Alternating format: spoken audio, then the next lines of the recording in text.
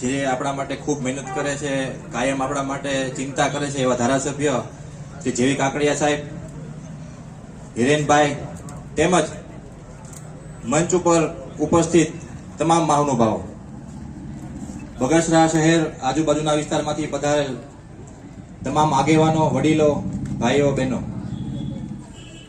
આમ તો ભાષણ કોઈને ગમતું નથી, બધાને બધી ખબર છે, પણ એક મને આજ વાર્તા આજ મેં સાંભળી હતી. ઓમ તો ઓશોની વાર્તા છે. એક ભાઈને સંન્યાસ લેવાનો ઈચ્છા થઈ, સંસાર છોડી અને સંન્યાસમાં જવું હતું. એટલે કોઈ કીધું ગામની બહાર એક જગ્યા છે, ત્યાં તમે રહ્યો ને તમે ભગવાનને ભજો. હવે એની પાસે બીજું કઈ હતું ને, એટલે બે લંગોટ એની પાસે હતા. લંગોટ એક સૂકવે, બીજો પહેરે અને ભક્તિ ભજન કરે. એમાં એના લંગોટને ઉંદર કાતરી ખાય. એટલે એને કોઈને કીધું, આ ઉંદર મારા લંગોટ ખાઈ જાય છે, કાતરી ખાઈ જાય, એને શું કરવું?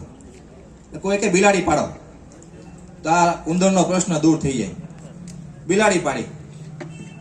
બિલાડી પાડી એટલે દૂધનો પ્રશ્ન આવ્યો. તો કે દૂધની વ્યવસ્થા કેમ કરવી? તો ગાય બાંધો. ગાય બાંધો એટલે દૂધનો પ્રશ્ન સોલ્વ થઈ જાય. ગાય બાંધી તો ચારાનો પ્રશ્ન આવ્યો. આ ચારો ક્યાંથી લાવો? તો કે આ બધી જગ્યા જે ખુલ્લી પડે એમાં તમે કઈક વાવેતર કરો. એટલે વાવેતર કરે ને એ બધું લણે ને ગાયને ખવડાવે, એમાં સમય નીકળી જાય. ભગવાન તો બાજુમાં રહી ગયા.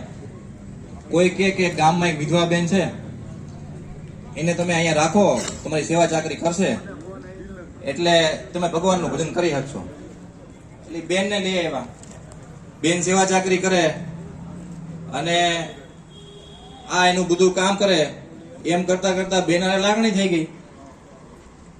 કોક કે આ બધું ખરાબ લાગે, તમે અહીંયા આવી રીતે રહે, એટલે તો શું કરવું? તો કે લગ્ન કરી લ્યો ને. એ લગ્ન કરી લીધા. લગ્ન કર્યા એટલે છોકરા થઈ ગયા. હવે જે ધ્યેય માટે એ નીકળાતા સંસાર છોડીને સંન્યાસ કરવા માટે, એક લંગોટના ચક્કરમાં એ ધ્યેય ભૂલાઈ ગયું. આપણે પણ એવું જ છે. આપણો ધ્યેય મોદી સાહેબને આપણે બેસાડવાના છે. આપણા નાના મોટા પ્રશ્ન બધાના છે.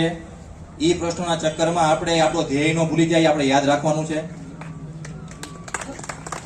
આપણો ધ્યેય ભારતને સુપર પાવર બનાવવાનો છે, એક વિકસિત રાષ્ટ્ર બનાવવાનો છે, આતંકવાદ મુક્ત રાષ્ટ્ર બનાવવાનો છે, સુરક્ષિત ભારત બનાવવાનો આપણો ધ્યેય છે, શિક્ષિત ભારત બને એના માટેનો ધ્યેય છે. અને આના બધા માટે જો કોઈ કરી શકે તો એ ફક્ત ને ફક્ત એક જ વ્યક્તિ આપણી પાસે છે, એ નરેન્દ્રભાઈ મોદી છે. આપણી પાસે હવે સમય પણ બહુ ઓછો છે. નરેન્દ્રભાઈ મોદી સાહેબે એના ઘણા બધા કાર્ય પૂરા કર્યા છે, આપણે જાણીએ છીએ. હવે જે કાર્ય કરવાના છે એ આનાથી પણ કઠણ છે.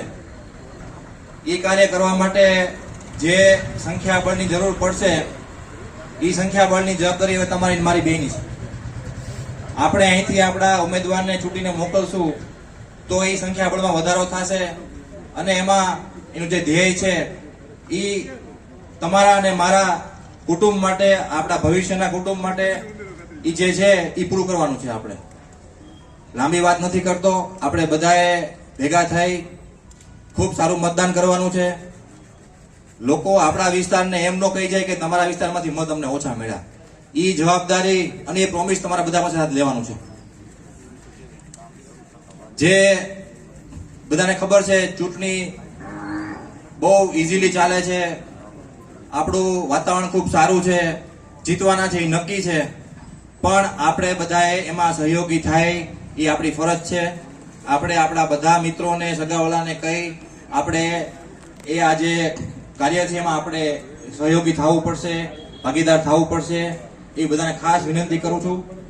અને 7 તારીખે વહેલામાં વહેલી તકે આપણો મત પડી જાય, આપણા આજુબાજુ વાળાના બધાનો મત પડી જાય, એ પણ આપણે જવાબદારી લેવાની છે. એ વિનંતી કરું છું. આભાર. જય ભારત.